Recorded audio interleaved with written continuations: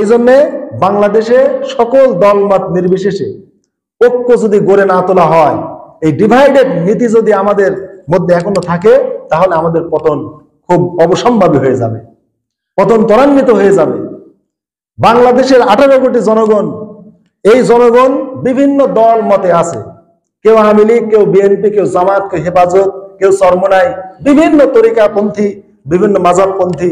তাহলে 18 কোটি জনগণ, এই 18 কোটি জনগণের মন মানসিকতা দল কখনো এক হবে না। হবে কি?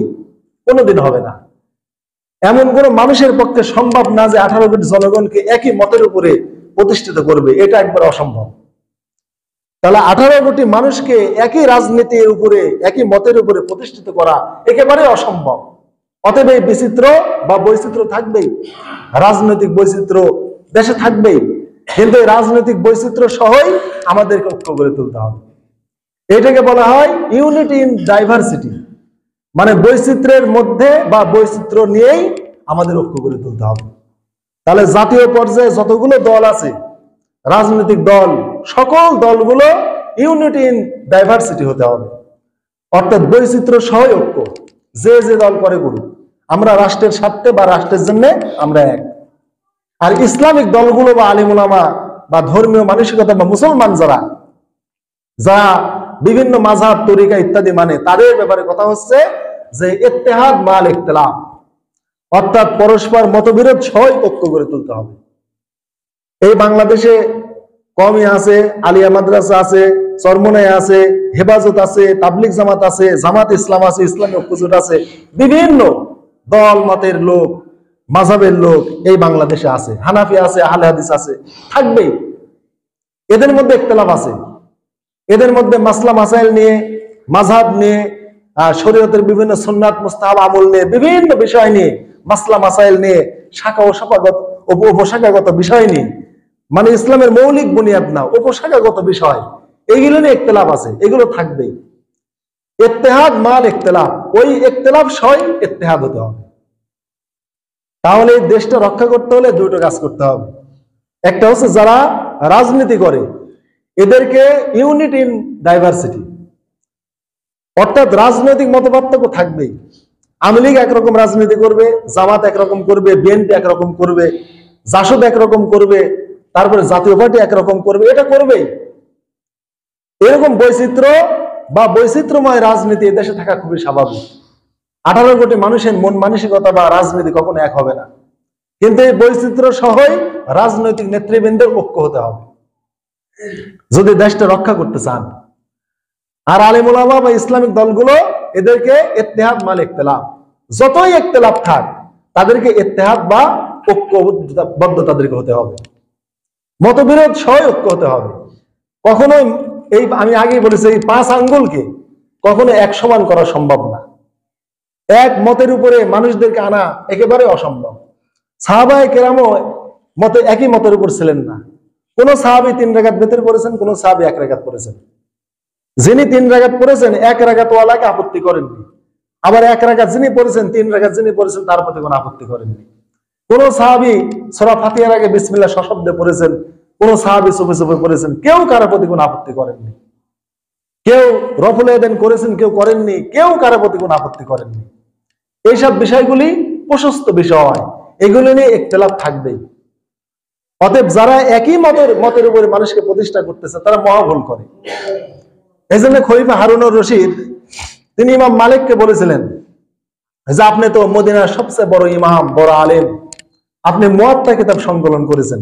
এই মুয়াত্তা হচ্ছে সর্বপ্রাচীন হাদিসের গ্রন্থ, যা বুখারী শরীফের আগে সবচাইতে শ্রেষ্ঠ প্রসিদ্ধ সহিহ গ্রন্থ হচ্ছে মুয়াত্তা। তো খলিফা হারুনুর রশিদ ইমাম মালিককে বললেন যে আপনি যদি চান তাহলে সমস্ত পৃথিবীর মুসলিম মানুষদেরকে, অর্থাৎ তিনি তো খলিফাতুল মুসলিমিন, খলিফা হারুনুর রশিদ তিনি আমিরুল মুমিনিন, খলিফাতুল মুসলিমিন, সমস্ত মুসলিম রাষ্ট্রের তিনি আমির। অর্থাৎ হযরত ওমর রাদিয়াল্লাহু তাআলা, আবু বকর রাদিয়াল্লাহু তাআলা, ইনারা যেরকম গোটা পৃথিবীর সমস্ত মুসলমানদের খলিফা ছিলেন, হারুনুর রশিদ এরকম পৃথিবীর সমস্ত মুসলমানদের খলিফা ছিলেন। তাহলে খলিফা যে আদেশ করবে সমস্ত পৃথিবীর মুসলমান সেটা মানতে বাধ্য। তো ইমাম মালিককে বললেন যে আপনি যদি চান যে আপনার মুয়াত্তা ইমাম মালিকের মধ্যে যে মাসালা আছে বা যে হাদিসগুলো সংকলন করেছেন যা যে মাসালাগুলো আপনি ইস্তেমবাদ করেছেন, আমি সমস্ত মুসলিম কান্ট্রিতে ঘোষণা করে দেব, সবাইকে বাধ্য করব এই মুয়াত্তা মালিকের মধ্যে যে মাসলাগুলো আছে বা হাদিসগুলো আছে, যে মতবাদগুলো আপনি সংকলন করেছেন, এই মুয়াত্তার উপরে সমস্ত মানুষকে একবারে ইত্তেহাদ করে দেব, মানে ঐক্যবদ্ধ করে দেব। যে ইমাম মালিকের মুয়াত্তায় যে মাসলা আছে এর বাইরে যাওয়া যাবে না। শুধু একক সিদ্ধান্ত আমার এটা, ইমাম মালিকের মাযহাবটা মানতে হবে। ইমাম মালিকের এই কিতাবে যে ফতোয়া আছে এই ফতোয়াটাই শুধু মানতে হবে। অতএব আপনি যদি অনুমতি দেন হে মহামান্য ইমাম মালিক, তাহলে আমি পৃথিবীর সমস্ত মুসলমানকে এই মুয়াত্তা মালিকের মতের উপরে প্রতিষ্ঠা করে দেব, আমি রাষ্ট্রীয়ভাবে ঘোষণা করে দেব। ইমাম মালিক রাহিমাহুল্লাহ তখন বললেন, আমিরুল মুমিনিন আপনি এই কাজ করবেন না। আল্লাহ রাসূলের সাহাবীগণ পৃথিবীর বিভিন্ন প্রান্তে ছড়িয়ে গেছে, অতএব পৃথিবীর বিভিন্ন জায়গায় বিভিন্ন আমল, বৈচিত্র্য আমল প্রতিষ্ঠা হয়ে গেছে। কোন সাহাবী রফুল ইয়াদাইন করেছেন, কোন সাহাবী করেননি। কোন সাহাবী হাত নাভির উপরে বেঁধেছেন, কেউ নিচে বেঁধেছেন। এই যে বৈচিত্র্য আমল গোটা পৃথিবীতে সাহাবায়ে কেরাম রাসূলের ইন্তেকালের পর সাহাবায়ে কেরাম পৃথিবীর চতুর্দিকে ছড়িয়ে গেছে, পৃথিবীর চতুর্দিকে বিভিন্ন বৈচিত্র্য আমল প্রতিষ্ঠিত হয়ে গেছে। অতএব আপনি এই বৈচিত্র্যময় মানুষদেরকে এই বৈচিত্র্য আমলের উপরে থাকতে দেন। রাসূলের সবগুলো আমল সুন্নাত, সব আমলই উম্মতের জন্য মানা জানা পালন করা জরুরি। অতএব মানুষেরা যে যেভাবে যে যে সাহাবীকে ইত্তেবা করছে, অনুসরণ করছে, সেই সেই সাহাবীকে সেই আমলের উপরই মানুষদেরকে থাকতে দেন। আমার এই ফতোয়ার উপরে মানুষকে ঐক্যবদ্ধ করার দরকার নেই। এই হচ্ছে ইমাম মালিকের উক্তি। আর আমরা তো একেবারে অপরকে ধুয়ে মুছে ফেলি। যখন হানাফিরা আহলে হাদিসের সমালোচনা করে, মানে আহলে হাদিসের একবার ইহুদি খ্রিস্টান দালাল বানিয়ে ছাড়ে। আবার আহলে হাদিসেরা যখন হানাফির সমালোচনা করে, হানাফিদেরকে কাফের মুশরিক বানিয়ে ফেলে, যে যারা মাযহাব মানে তারা মুশরিক, এরকম কথা বলে ফেলে। এই জন্য হাজিরিন, কোন মানুষ কখনো সমস্ত বাঙালি মানুষেরা কখনো সমস্ত আহলে হাদিস হবে না, আবার সমস্ত বাঙালি মুসলমান হানাফিও হবে না। এই বৈচিত্র্য আমল থাকবেই। ইমাম মালিক এটা চাইছেন যে এই বৈচিত্র্য আমল থাক। ইমাম আবু হানিফা আমরা যে মাযহাবটা মানি, তিনিও চেয়েছেন এই বৈচিত্র্যময় আমল থাক। তাই তো ইমাম ইয়াকুবকে বলেছেন, যিনি তার 1 নম্বর ছাত্র, ওয়াই হাকা ইয়াকুব, এ কপাল পরে ইয়াকুব, তুমি তো আমার ছাত্র। আমি যে ফতোয়া আজকে দিচ্ছি এটা তুমি লেখো না। আজকে যেটা দিচ্ছি, কালকে যদি এর চেয়ে সহিহ হাদিস পাই, সেই সহিহ হাদিস অনুযায়ী আমি ফতোয়া দেব। আবার কালকে যে ফতোয়া দেব, পরের দিন পরশু যদি আমি এর চাইতে উত্তম কোন হাদিস পাই, সে অনুযায়ী আমি ফতোয়া দেব। আর পিছনে গুলো আমি ত্যাগ করব। অথবা আমি যা বলি সেগুলি লেখো না। এই জন্য ইমাম আবু হানিফা তার যুগে তিনি ফতোয়া লিখতে দিতেন না, এবং আবু হানিফা নিজ হাতে কোনো ফতোয়া লেখেন নাই। পরবর্তীতে তার শিষ্যরা বা তার ছাত্ররা বা তার মাযহাবের অনুসারীরা ফিকহের গ্রন্থ লিখেছে। আবু হানিফা কোনো ফিকহের গ্রন্থ লেখেন নাই নিজ হাতে। তো এই হচ্ছে ইমাম আবু হানিফা। এই জন্য তিনি বলেছেন, ইজা সহাল হাদিস ফা মাযহাবি, যখন হাদিস সহিহ হবে সেটাই আমার মাযহাব। আজও যদি আমরা কোন সহিহ হাদিসের উপর আমল করি, ওটাই হানাফি মাযহাব। যদি আজও আমরা কোন হাদিস সহিহ পাই, বা কোন মুহাদ্দিস যদি কোন হাদিসকে সহিহ প্রমাণ করতে পারে যে হাদিসটা সহিহ, আর হানাফি মাযহাবের এই আমলটা দুর্বল, দুর্বল হাদিস দ্বারা প্রমাণ, আর এই আমলটা সহিহ হাদিস দ্বারা সাবেত, তাহলে দুর্বল আমলটা ত্যাগ করে সহিহ হাদিসের প্রতি আমল করাই আবু হানিফার নির্দেশ। এই জন্য আবু হানিফা যে মাসালাগুলো দিয়েছেন, তার 3 ভাগের 1 ভাগ মাসালায় তার ছাত্ররা বিরোধিতা করেছেন। আবু হানিফার মাসালার 3 ভাগ করে 2 ভাগ রেখেছেন, আর 1 ভাগ বাদ দিয়েছেন। যে আবু হানিফার এই 1 ভাগ মাসালা লেখা যাবে না, এই 1 ভাগ মাসালার বিরুদ্ধে সহিহ হাদিস আছে, ওই হাদিস অনুযায়ী তার ছাত্ররা ফতোয়া দিয়েছেন। যেমন আবু হানিফা রাহিমাহুল্লাহ বলেছেন, সালাতুল ইস্তিসকা বা বৃষ্টির জন্য কোনো নামাজ নাই। এই যে আমাদের দেশে গরমের দিনে বৃষ্টির জন্য মাঠে গিয়ে বা ঈদগাহে গিয়ে নামাজ পড়ে, আবু হানিফা রাহিমাহুল্লাহ বলেছেন যে বৃষ্টির জন্য কোনো নামাজ নাই, বরং তোমার আল্লাহর কাছে দোয়া করবে।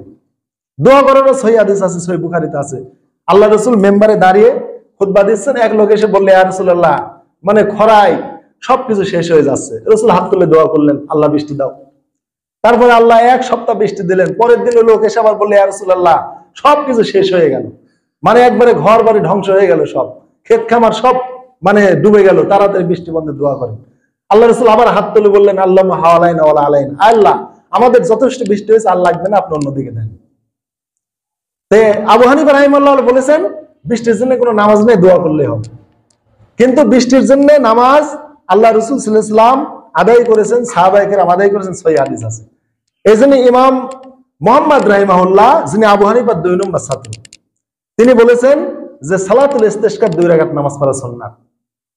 এখন আমরা হানাফিরা এই 2 রাকাত সালাতুল ইস্তিসকা পড়ি ইমাম মুহাম্মাদের মাসালায়, আবু হানিফার মাসালায় না। এখন ইমাম মুহাম্মাদের এই কথাটাই হানাফি মাযহাবের মানে আমল হয়ে গেছে।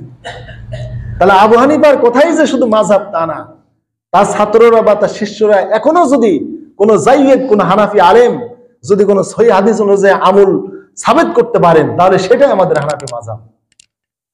আর পিছনে যেটা চালু ছিল সেটা বাদ দিতে হবে, যদি পিছনের কোন আমল যদি দুর্বল হাদিস দ্বারা সাবিত থাকে। এই জন্য হাজিরিন, পৃথিবীর কোন সকল মুসলমানকে কখনো একই মতের উপর আনা যাবে না। বাংলাদেশে বৈচিত্র্য থাকবে।